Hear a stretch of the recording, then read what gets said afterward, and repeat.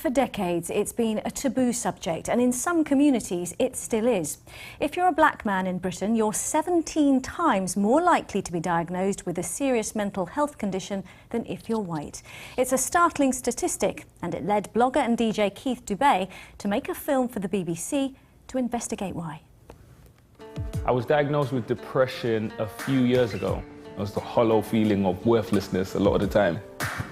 It was a horrible experience. It was very confusing because black people don't really do mental illness, so it's not something you grow up hearing a lot about. I think my lowest point was when I was continually waking up thinking, I don't want to live anymore. For over 2 years, I didn't utter a single word about my depression to anyone. I was too ashamed. But then, I decided to out myself. I wrote a blog, closed my laptop, and I went to sleep. So I've woken up a couple of hours later, and yeah, I had a crazy amount of messages from people. All of the messages were positive. And I also did realize that there were a lot of people just like me that were going through the exact same things I was. One message in particular has caught my eye. It's from a 20-year-old uni student from Surrey called Simone. So when did you first kind of feel like something wasn't right? I think one time in year 10, there was a week where I just started having breakdowns. I remember there was one time when I just started crying randomly during break time. I realised there was something wrong. So at any point, did you speak to your parents about? I felt like if I was to tell my parents, they would just kind of brush over it and not kind of find out the root of the problem. Do you feel like there's a stigma surrounding mental health, you know? With parents, especially African parents,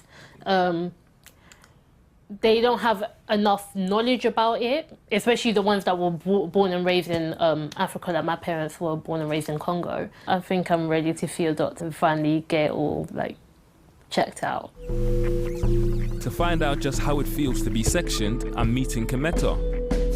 She's been in and out of hospital since 2010 and suffers from bipolar disorder. After I gave birth, it was quite a difficult birth. I then went to a GP, and then when I was at the GP, apparently no one from the early intervention team was available.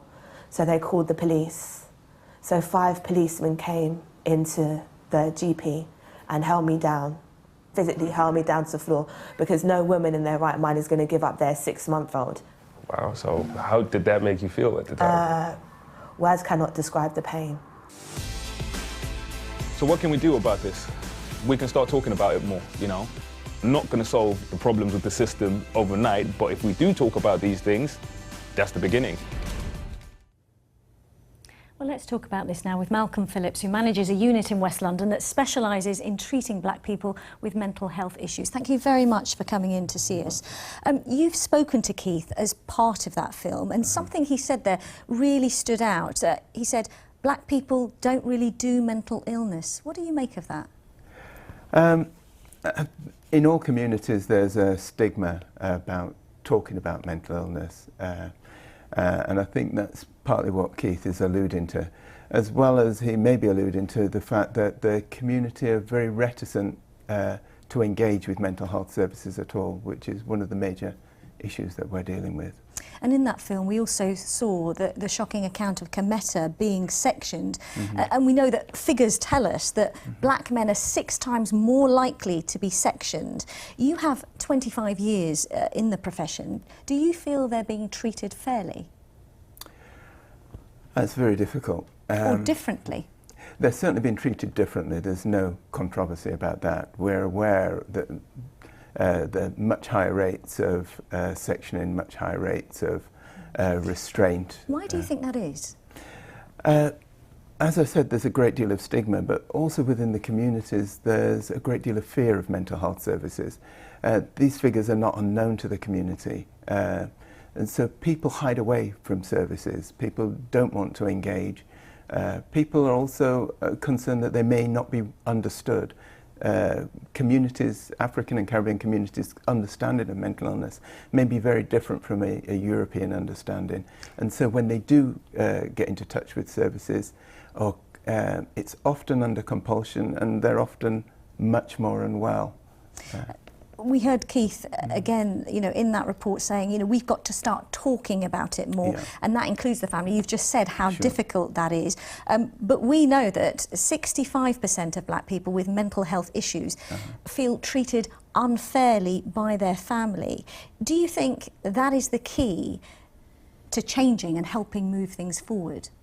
I think a great deal of work has to be done in working with families, with communities, to better understand mental health as it's understood in this country, as services are provided, but also to be able to share with each other their own views and understandings of mental illness. People's concerns about mental illness often leads to people being isolated and separated from family, which only makes issues worse. So you're saying it starts with the families and communities themselves? Yes, yeah. Malcolm Phillips, many thanks for your time. Thank you. No problem. And you can see the full documentary, Being Black, Going Crazy, which is available to watch on the BBC iPlayer now.